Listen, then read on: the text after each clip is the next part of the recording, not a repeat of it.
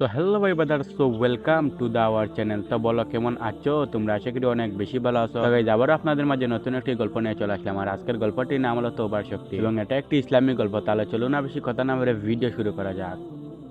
অনেক বড় একটি শহরে বাস করত রায়হান নামের একটি ছেলে এবং সে ছিল একজন ধনী পরিবারের সন্তান। কিন্তু তার জীবনে কোনো শান্তিই ছিল না, কারণ সে ভুল পথে চলে গিয়েছিল। মদ, জুয়া এবং অন্যায় কাজ ছিল তার জীবনের একটি অংশ। রায়হানের মা রায়হানকে সবসময় বলতো, বাবা তুমি এসব ছেড়ে তুমি আল্লাহর পথে চলে আসো এবং তুমি তওবা করে নাও। কিন্তু রায়হান তার মায়ের কথা কখনোই শুনতো না। একদিন রায়হান গভীর রাতে ঘুমের মধ্যে একটি স্বপ্ন দেখতে পায়। সে একটি অন্ধকার মরুভূমির মধ্যে পথ হারিয়ে ফেলেছে। তার কিছুক্ষণ পর রায়হান সেই অন্ধকারের মধ্যে একটি আলো দেখতে পায়। তারপর রায়হান সেই আলোর দিকে আস্তে আস্তে এগিয়ে যায়। তারপর রায়হান দেখতে পায় সেই আলোর মধ্যে একটি বৃদ্ধ লোক দাঁড়িয়ে রয়েছে। তারপর সেই বৃদ্ধ লোকটি রায়হানকে বলতে থাকে, তোমার জীবনে প্রথমে মন অন্ধকার হয়ে গেছে। তারপর সেই বৃদ্ধ লোকটি বলতে থাকে, এখনো সময় আছে, তুমি আল্লাহর দিকে ফিরে যাও, আল্লাহ তোমার জন্য অপেক্ষা করছে। আর কিছুক্ষণ পর হঠাৎ করে রায়হানের ঘুম ভেঙে যায় এবং রায়হান কান্না করতে থাকে। তারপর রায়হান বুঝতে পারলো এটা তার জন্য একটা সতর্ক বার্তা ছিল। তারপর রায়হান দ্রুত অজু করে ফজরের নামাজ আদায় করে ফেললো। তারপর রায়হান মসজিদের ইমামের কাছে গিয়ে তার সমস্ত গুনার কথা বলে এবং সে মসজিদের ইমামকে বলে, আমি কি আল্লাহর কাছে ক্ষমা পেতে পারি? তারপর ইমাম রায়হানকে বলে, আল্লাহর রহম এতটাই বড় যে তুমি যদি সাগরের পরিমাণে গুনাহ করো এবং তুমি যদি সত্যিকারের তওবা করো তাহলে তোমাকে আল্লাহ ক্ষমা করে দেবে। রায়হান সেদিন থেকেই নিজেকে পরিবর্তন করার সিদ্ধান্ত নিল। তারপর থেকেই রায়হান মদ, জুয়া এবং অন্যায় ছেড়ে দিল এবং তার সম্পত্তির একটি বড় অংশ